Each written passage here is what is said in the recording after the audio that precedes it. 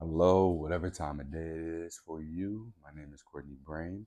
I am a yoga informed emotional wellness practitioner with 500 hours of registered yoga teacher training hours.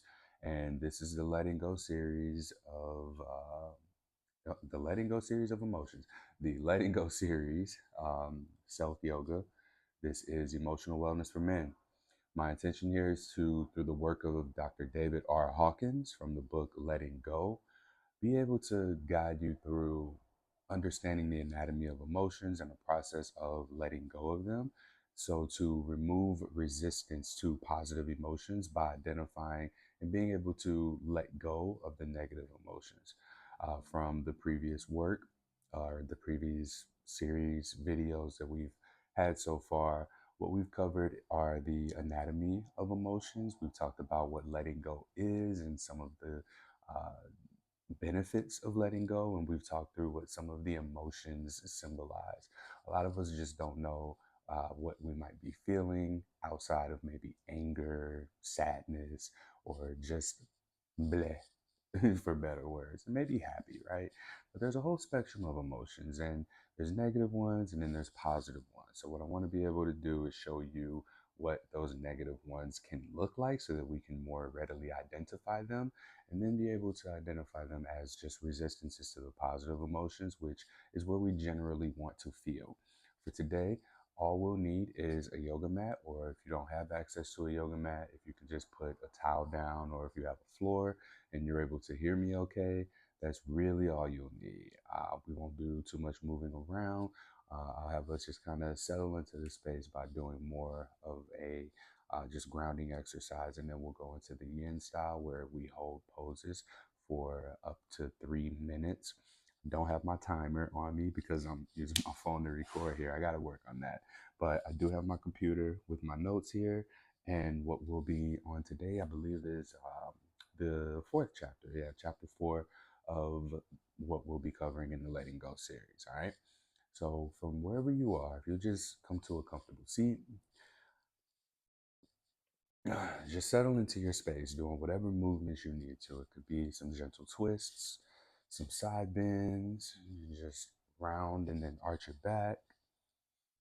Typically, before we do any yoga, what we'll want to do is warm up the spine. I won't do this for every class, but this is something that when we talk about just settling in and getting ready for the sake of time, that's what I'll say so that you can do that on your own. So, to show you what I mean, what we'll do is come to a seated position. And this is one way that we can do this. We can also do it standing. We could also do it lying down. So if you're feeling more um, antsy or you've got more like fire to you today, right? Maybe then you'll want to stand so as to release some of that fire. Or if you're feeling more calm and you don't really want to do too much, you can just lie down on your back and mimic these same poses. Okay, so I'll do it seated today and then I'll mix it up for other classes. All right. So take a big inhale, reach the arms up to the sky, palms face in toward one another. And then as you exhale, rotate the palms outward, bring your fingertips down to the earth. Keep your left hand on the ground, let the fingertips touch the earth, and if you need to, you can separate the fingers so as to create a foundation for yourself on the left side. And then take a big inhale, reach that right hip pressing down into the ground, start to bend the left elbow. And as you reach the right arm over toward the left side, feel that expansion underneath the right rib cage. As you reach toward the left side of the wall, continue to face forward. Maybe you can look down at your left hand.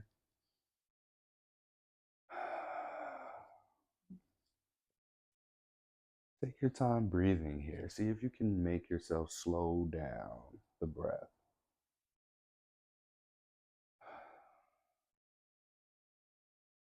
And on your next inhale, go ahead and press into the left hand. Reach that right arm back over toward the right side. Let the fingertips touch down there. Bend into that right elbow, and this time take the left arm up over the right side as you press into that left hip.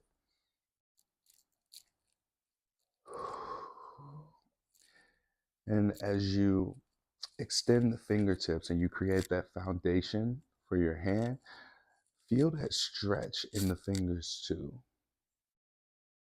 Just notice what that's like. I mean, a lot of us may not have that sensation unless you play sports and maybe you're gripping a basketball or something like that. But we really don't get ourselves the opportunity to stretch out our fingers. And then your next inhale, extend the right elbow, pressing into the fingertips. Come back to center. And from here, you can just open and close your fist. Make a really, really, really, really tight fist. And then extend the fingertips, opening your hands, separating the fingers as far apart as possible. Bring your awareness into your hands. And then next, bring your hands out in front of you, palms facing me, and take your thumb into your hand and then wrap your fingers around the thumb, arms extended, and then see if you can only rotate the wrist. So we can go outward, one direction. This is hard. A lot of times you'll find yourself also rotating your forearms. You might put your shoulder into it. But here we are only focusing on the wrist. This is hard even for me. I've been doing this one for a few weeks now.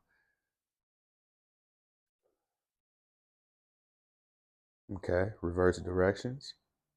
And just notice what you feel. You might feel some intensity at that thumb, because I know I do. After years of playing sports, I played football from middle school all the way through college. And I've never done this exercise. Like we've stretched our wrists, but this is like years and years of just the palms just punching up against people for practice, for games. All right, go ahead, release the thumb. All right, and then you can just wiggle out the fingers, bring your arms down to your sides. And the next thing that we'll do is take a big inhale, palms touch one another.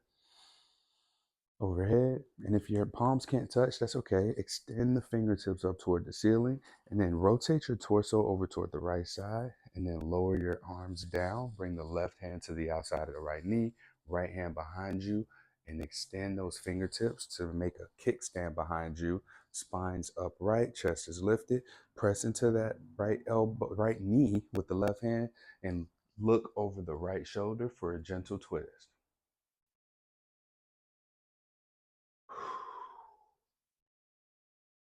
And as you exhale, begin to relax, come back through center.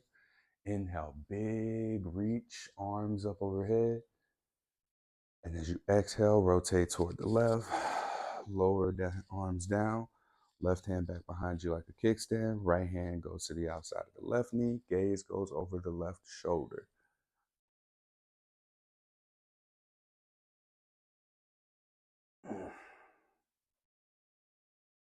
And on your next exhale, relax, come back through center. And then what we'll do next is clasp your fingers in front of you and then make your palms face toward the camera. All right.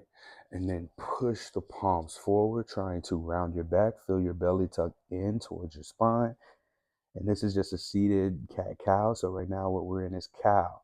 As you take a big inhale, keeping your fingertips together or your fingers clasped together, start to lift the chest and then arch the back, reach the palms, try and get it behind you as you look towards your hands. Feel that extension of the spine and exhale. Take the belly in, round the back. Oh, you might feel some cracking here, you might not. Take one more inhale, do the same thing. Extend the spine. And as you exhale, round your back. Now, if you're laying down here, the only thing you really can do, release your hands, is to reach the arms up overhead to extend the spine and then bring your knees into your chest and give yourself a hug in order to flex the spine. All right. So generally, we'll start out all of our classes with that before we introduce any movement. But I wanted to just give you that to work with as I say moving forward. Uh, Go ahead and do whatever movements you need to do because that's what we'll probably start out wanting to do is just warming up the spine for our practice. No matter what time of day it is, we'll be able to do those to begin class. All right. So let's go ahead and settle into the space. If you are on blocks, you can have whatever a comfortable seat is for you, whether that be seated cross-legged. If you're wanting to bring the bottoms of your feet together, you can do that. Or if you want, you can just sit whatever is most comfortable for you. I'm gonna have these blocks underneath my hips, at least to start out. All right, come to a comfortable seat and begin to close your eyes if you feel safe doing so. Otherwise, you can just draw your eyelids together. They don't have to make contact. If you want, you can just watch the video, but you shouldn't need to. And what I want you to do is begin to draw your awareness into the room that you're in. Previously, we started way out in outer space, but at this point, you know your surroundings, and I want you to just take a second to open your eyes and take the room in. And when you begin to close your eyes, I want you to envision everything that's in the room. So whatever you were facing, as you close your eyes, I want you to try and envision exactly what you were able to see when your eyes were open. Draw your awareness to the object that is furthest away from you, keeping keeping your eyes closed. What is that object? What sound does it make? What does it smell like? If it's food, what does it taste like? If it's not food, what do you think it tastes like? My furthest object away from me is my window air conditioner. And I can just picture like the dustiness of what it would taste like if I were to lick it. I know when the air comes in, what it smells like. It smells like cold air from an air conditioner. What it sounds like, it makes noise. Everybody know what that noise is, right? And then just begin to draw your awareness. You don't have to go into such detail as we did for the first object that's the furthest away, but start to just draw your awareness and identify the objects around you in the room one by one, right? Maybe there's a bag somewhere. You might have a shirt or something that's sitting on a chair. Move to the chair. Maybe you're outside and you see trees. Maybe there was an animal, a bird of some sort. Whatever it is, just start to work your way to the object closest to you. Okay. And that object closest to you, now I want you to do the same thing we did for the object furthest away from us. Begin to envision what incorporating or interacting with that object using your five senses. What is that? What is that like? What is that experience for you? How do you engage with the object closest to you? Can you taste it? Can you smell it? Is it something that you touch? What does it excite about you when you see it? What does it feel like? What sounds do it make? All right. Now, this object closest to you, begin to experience what the interaction is like as the object. What is it like to engage with you?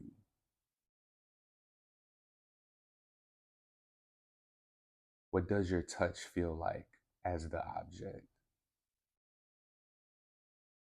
What do your words sound like to the object?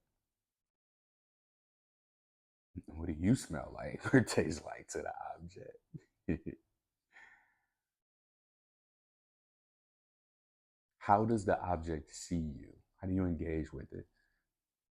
It's a computer screen, right? It's gonna feel you typing into it, moving the mouse, how your eyes bounce around, what you have on it. It sees likely your face, right? And now what I want you to do is snap your awareness into yourself.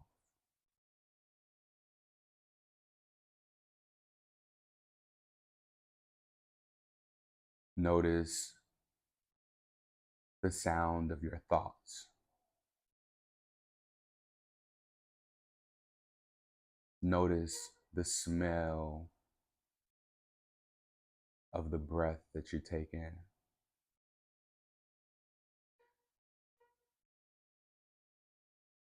Notice the current taste in your mouth. Maybe you just ate and you got a little bit of lingering taste sensation.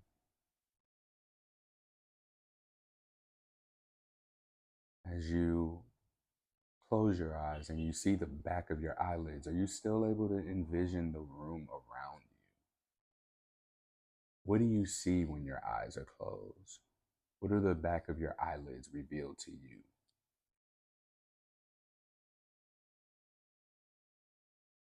And lastly, what sensations do you have? What does it feel like to be in your body, in your awareness? How does that feel? Is it uncomfortable for you? Is there any sensation of pain? Are there any senses of pleasure that you're experiencing?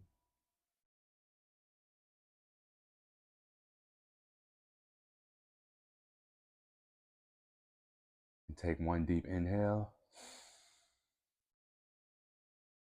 And as you exhale, sigh it out. If your eyes were closed, feel free to gently begin to open them. And if they were slightly open, do the same. We're going to begin taking our 3-minute holds, and I'll begin to go through my notes here for us. Starting out, let's extend the legs out in front of us. Okay. Be sure that the back of the knees are on the ground as much as they can be. Feet, the bottoms of the feet are going to be facing in front of the room forward. You can bring your toes up and point them towards your nose. So we're going to be extending the toes. And now I want you to take a big inhale, reach the arms up overhead, extend those fingertips high to the sky. And rather than just rounding your back forward, hinge at the hips, keeping the chest lifted, and you'll feel an activation along the hamstrings and just behind the knees. And that's what we want. We want to maintain that activation as we hinge forward, keep the shoulder blades drawn back. And as we're reaching, go ahead and wherever you find yourself stuck, unable to move forward anymore, go ahead and lower your hands there and prop yourself into that position and continue to breathe. And with every exhale, notice what it's like to begin to relax more into the posture. All right. All right. 3-minute timer. So now we're on the yoga letting go series of chapter 4. And this one's about apathy and depression.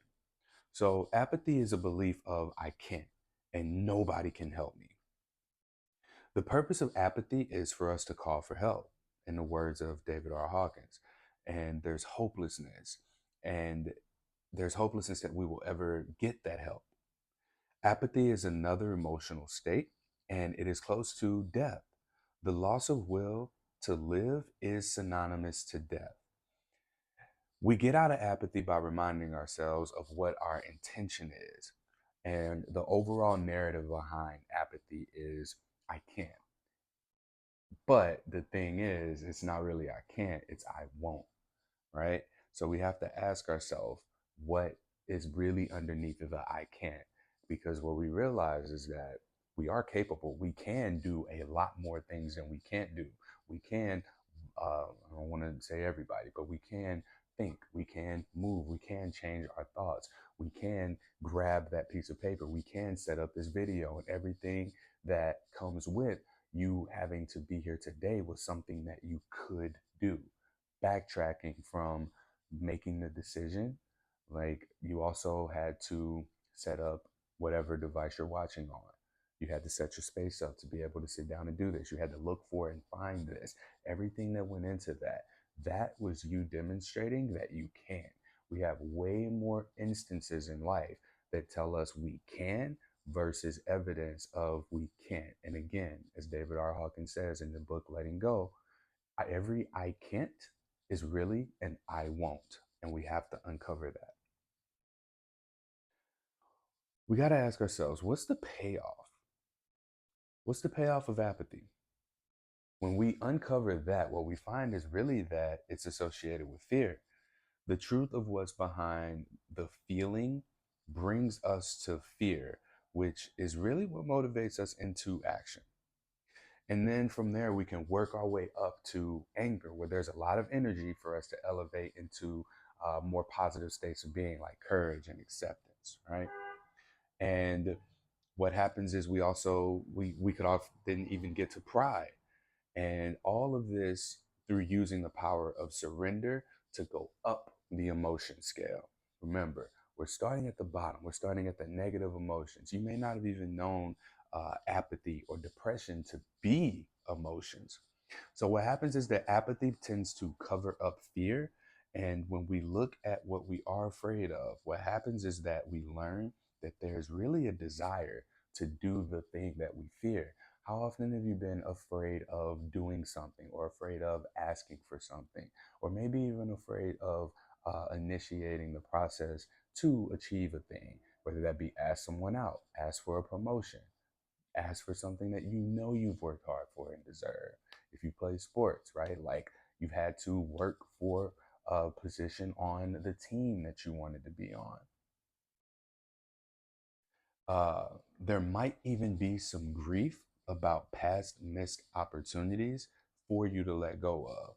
And this is more of a reason to examine apathy and depression and the fear underneath it, because we might have just moved past certain situations and we find that there's still a connectedness to it. And the reason that is because we haven't perhaps grieved it. Go ahead and begin to walk your hands in, and you can place your hands back behind you or to your side and just shake this out.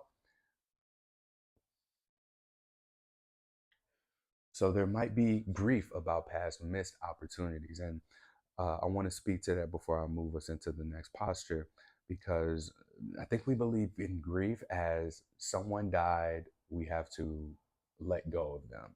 They died, we have to accept that. Grief is so much more than that. And a lot of us are grieving and we don't even realize that a lot of our behaviors is being controlled by our inability to grieve. We're holding on to emotions about people, places, things, thoughts, beliefs, and we don't even know what those feelings are. It's almost like grief is a collection of mixed emotions regarding something. And as we've spoken about already, like emotions store in the body. And so the letting go process, what it does for us is it allows for us to identify what the emotion is and be able to decide what we want to do with it. We can either take action through the emotion consciously, or it's going to unconsciously control our behavior. And ideally, we're able to look at it, give it the awareness and attention that it needs in order for us to neutralize it, so that really we can just let it go. And we'll talk about grief in another chapter. I won't stay on here too long, but the next thing that we'll do is begin to separate the feet from one another, making a wide V shape. I kind of want to do this one with y'all. So we're going to extend the arms up overhead in order to lengthen the spine, especially in that hips, in the hip region. And then we'll rotate over toward the right, hinge at the hips once more. You'll feel that extension along the right leg, the right hamstring. And if you'd like, you can bring the bottom of that left foot in towards the right inner thigh. And it'll look like this if you're looking at the screen. And then you can take your fold for something more in that left hip as well. And you can just go ahead and fold towards your right side here. And we'll be here 3 minutes. So as we go through this process and more fear begins to come up, what happens is that we surrender more and more of it, and we expand our capacity to face our fears.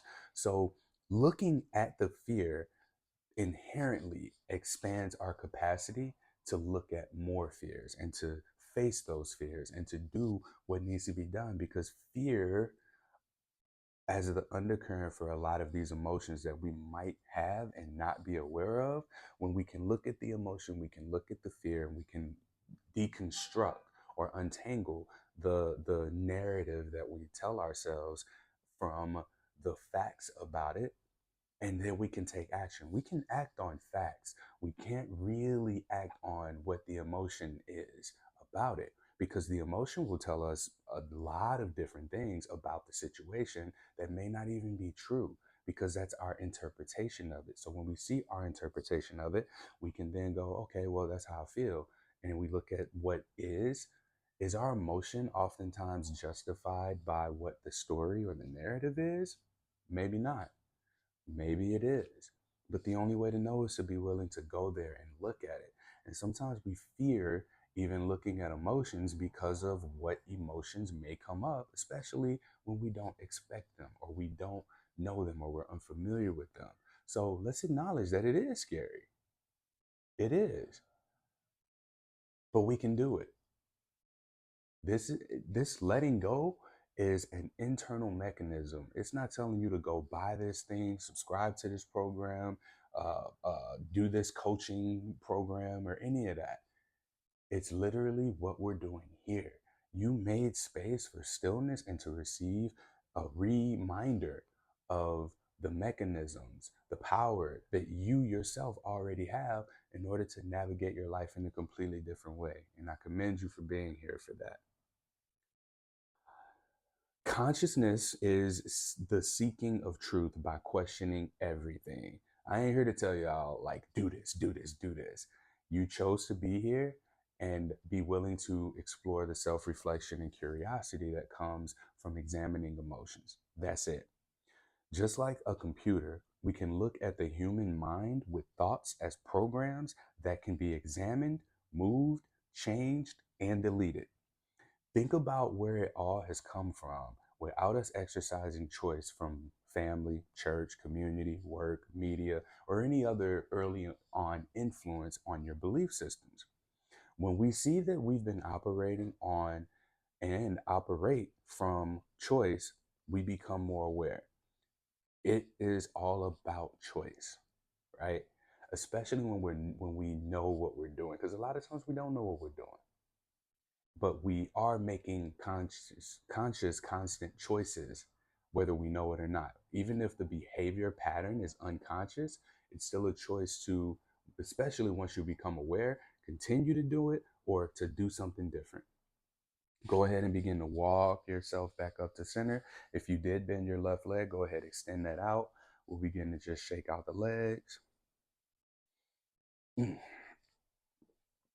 Ah, twist side to side. You can just shake your feet inward and you'll feel like at the hip joints, there'll be some activation there as you keep the legs straight, heel on the ground, and you just turn your toes in, turn your toes out. All right. So you'll feel something there in the hips, feel a little bit of a rotation into the knees, not much. And then you'll feel a lot into the ankles. All right. Okay. So next we'll take it over to the other side. Take a big inhale in, reach the palms, fingertips up overhead, palms facing one another. Rotate your trunk to the left, hinge at the hips, and then prop yourself up, keeping that left hamstring engaged. Okay. So going back to the I can't versus I won't.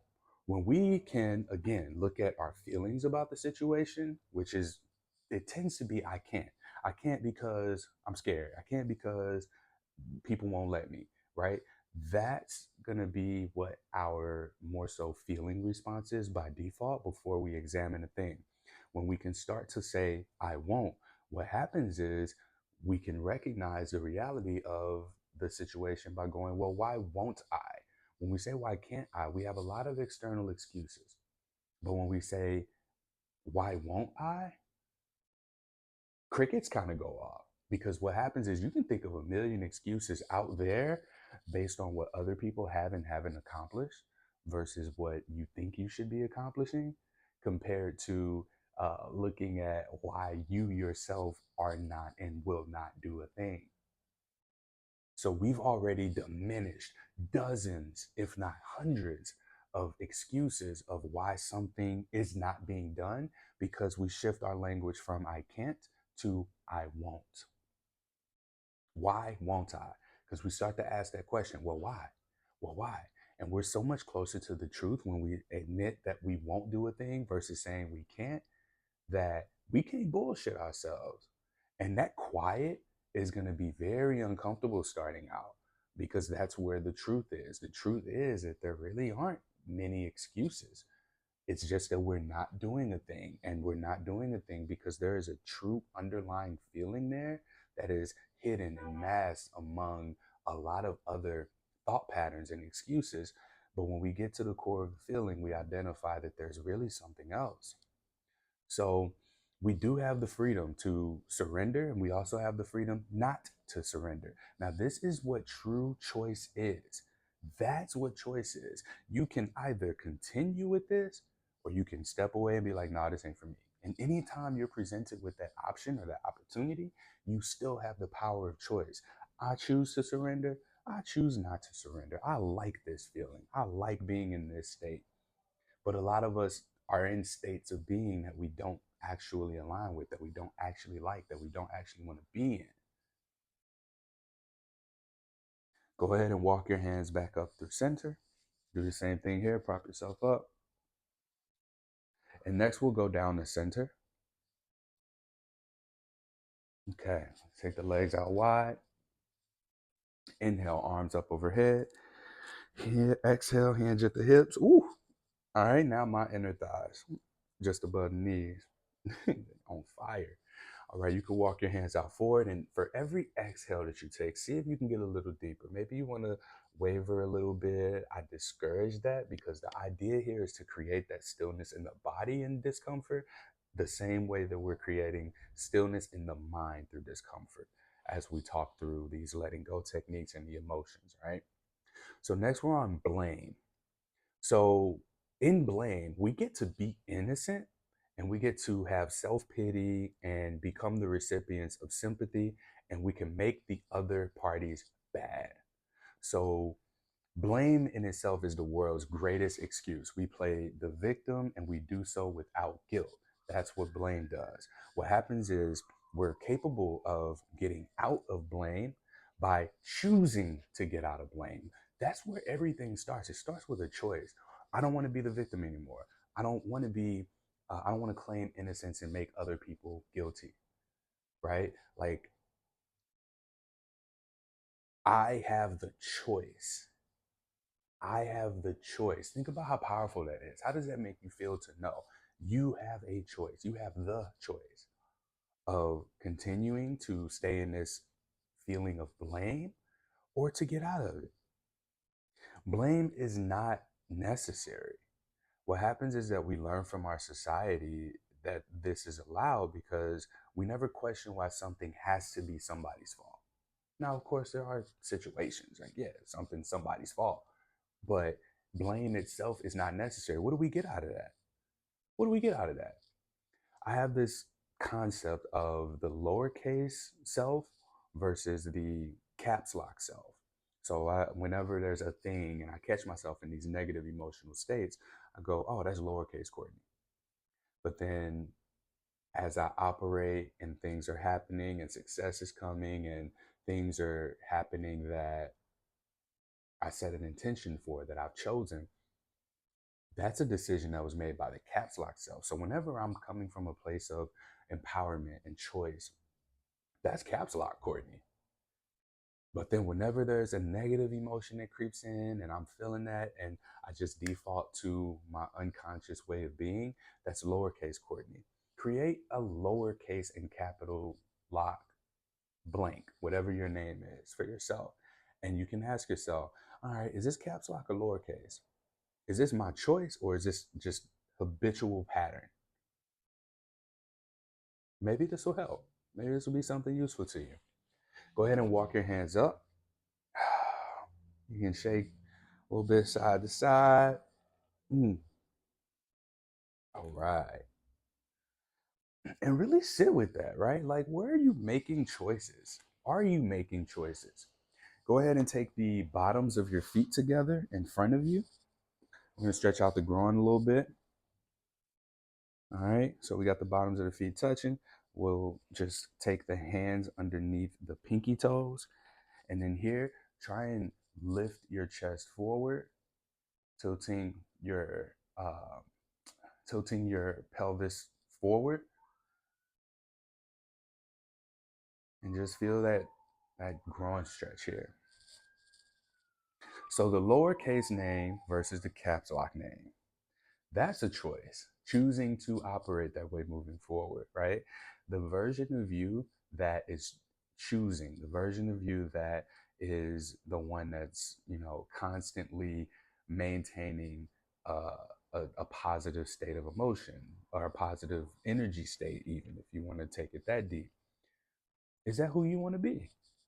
Right? Because maybe you don't. Maybe you like the payoffs of the negative emotions. And we don't want to look at negative, positive as bad. They just are. The negative emotions have their names, and we typically don't really get much of what we truly want out of it.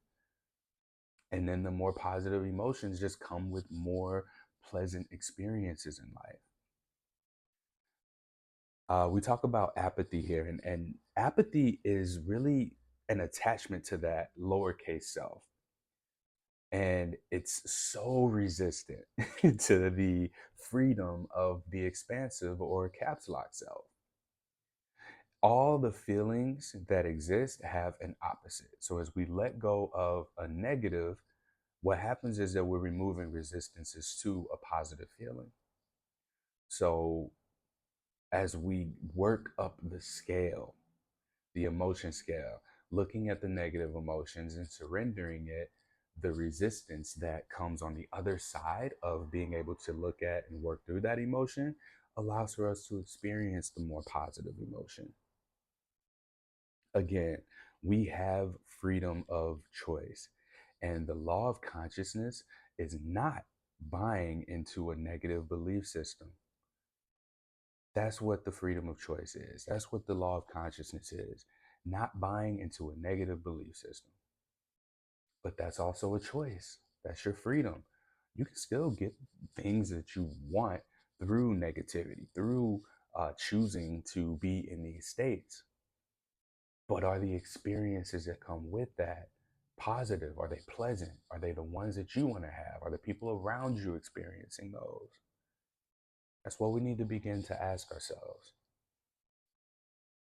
I'll let you sit with everything to this point as we just as we transition into our final resting pose and the essentially the meditation, and what I'll leave you with and give you a little bit of a homework assignment. All right, go ahead and take your hands to the outside of the knees and slowly lift them, bringing them together, and then you can extend the legs out in front. Do whatever movement you need to in order to shake it out, because now we're going to head into our final resting pose, Shavasana. Here you'll just lie on your back, and you can rest the feet, let the toes just point out to the sides, relaxing at the knees. Take a deep breath in, and then just sigh, exhale. Just let everything relax, melting into your space, wherever you are, on your mat, on your towel, on your floor, on your couch, on your bed even. If you're getting ready to go to bed, ain't nothing wrong with that. You can listen to this before you go to bed. I can't get in Shavasana because I'll fall asleep. All right. Now, choosing the positive. As I speak through these, just whatever resistances you might have to what you're about to hear, let them go. Let that be a practice of letting go here. Just take your full breaths in and then exaggerate the exhale. When you think you've exhaled, try and push out a little bit more breath, okay? All right. So the willingness to let go of inner negativity is discovering the positive. As we let go of the payoffs of the negatives, we inherently benefit from the positives. Letting go of blame lets us experience forgiveness. When we stop feeding the negative, the positive can eat. There's that concept of the two wolves that live within us. There's the one we feed and the one that we don't feed. Ask what the anger is covering up, if it's anger, and then we might find that there is fear, that there's anger, and there's jealousy. Letting go of our resistance allows for something good to happen. That's what this whole thing is about. The mind can project onto the future that the past is going to be repeated. That's what the mind does. This letting go technique allows for us to project a more accurate future for ourselves based on what the facts are and what our emotions are about the real situation, the reality of what's going on. We got to ask ourselves, how much negativity is enough? We learn that we punish ourselves and that forgiveness really begins when we learn that it's not our fault, that we didn't learn to look at what we've been programmed with, but now it's how we choose to stop. None of this is our fault that we were programmed. It's not our fault that this is all we have to work with. As we become aware of how we've been used, what can happen is we work up that emotion scale quickly because we get angry. Because with that anger, there's so much energy there for us to do something about it. How often have you been angry about something someone said to you, and then that triggered your response to go and do something about that thing? How often have you gotten angry and you just had so much energy that you needed to go get a workout, you needed to go for a run, you needed to go and do something with that? Imagine if that anger and the energy from it was used to look at all of the feelings and emotions that we've had, the negative ones especially, about situations, so that we can let them go, so that we can free ourselves. Use anger to free yourself from all of those negative emotions and the stories that we tell ourselves about them, to be able to look at them, dissect the fact from the feeling about the things around it, and lock in just that emotion and the reality. And then we can neutralize the feeling about the reality of it and let it go. Use your anger that way. Investigating the negativity and the self punishment is a starting point. This is one starting point, because we do punish ourselves by clinging to these negative emotions because we want an outcome from them that is not sustainable. We'll get the short term outcomes. You blame somebody, you get to be a victim. You get to make that other person bad or guilty. That only lasts for so long.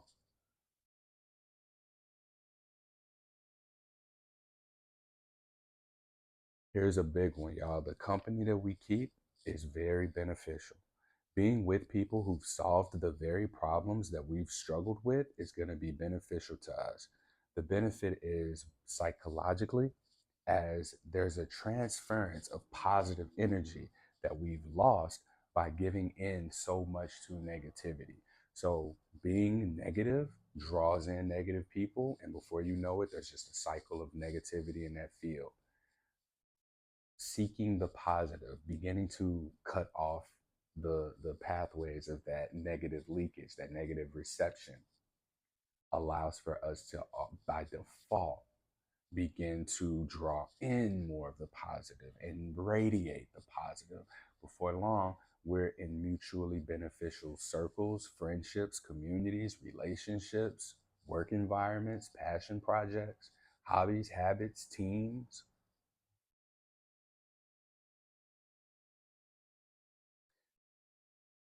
And the fastest way to just start doing that is to stop doing this. Stop buying into the negativity. Start to question everything. And lastly, we are either positively or negatively influenced by the company we keep. So for our exercise, I have a couple of things I want you to do. I want you to identify this caps lock version of yourself and a lowercase version of yourself. And ask yourself, whenever you are about to make a choice, all right, is this what caps locks me would do? Or would this be lowercase me that's making or taking this particular action? And when you do that, you start to see, like, even in hindsight, a lot of chances that you had where you were the caps lock self, or where you could have been the lowercase self, or you have been the lowercase self, and you start to see more and more of these scenarios. And you might even find yourself getting a little more emotional about it. Maybe you're more angry, maybe you're sad. But then you can look at what the real emotion is underneath that. Maybe it's guilt, maybe it's blame, maybe it's apathy, maybe it's depression. But whatever it is, there's going to be a grieving period that comes with that. And you got to allow yourself to feel the emotions of the guilt. You got to express the anger that you might have. I'm talking about guilt, the grief. I don't know why I accidentally said guilt. My apologies. But grieving can be experiencing good and bad, which we're trying to stay away from, but positive and negative emotions too at the same time. Something good and bad can be happening subjectively. And when we grieve, we really just have to allow for ourselves to let the feeling pass through, because that's all it can do. We can't force our way through feelings, we can't force our way through emotions. So I invite you to identify your caps lock self and your lowercase self, and then start to look at the people around you. Do you feel positively influenced by them, or do you feel negatively influenced by them? Every time you hit them up, are they asking you to do things that detract away from your goal? Do they have goals? Do they support you in your goals? Are you challenged? Are you supported? Are you celebrated by the people around you? Or are you constantly in fear of saying the wrong thing or being found out, or it's hard for you to be honest and truthful about yourself to the people around you? These are the things that you have to ask yourself. And if you do this, do so, write it down with a journal, use their names, talk about the situation, see what feelings come up for you about those, because that's part of the letting go process. That's a letting go practice that can be implemented right now.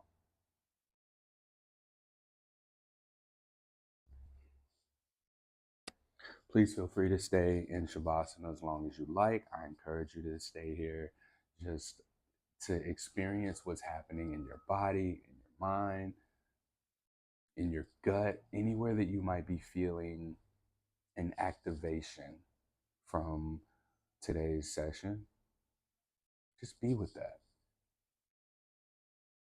Be with that.